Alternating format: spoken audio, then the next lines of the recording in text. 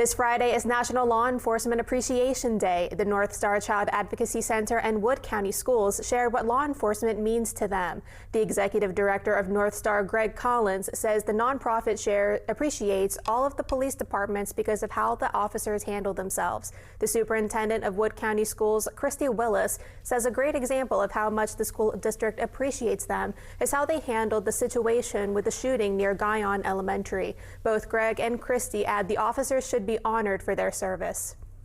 It's a dangerous world. It's getting more dangerous every day, and I personally want to thank them for getting up at the beginning of every shift and strapping everything on, the multiple pieces of gear that they've got to put on just to go out and do their job, and I hope they know they're appreciated by North Star for sure. Law enforcement, they put their lives on the line for us as citizens every single day, and for them to be in our schools is so important, and we greatly value their presence there, and we're very fortunate to have officers in our schools in Wood County.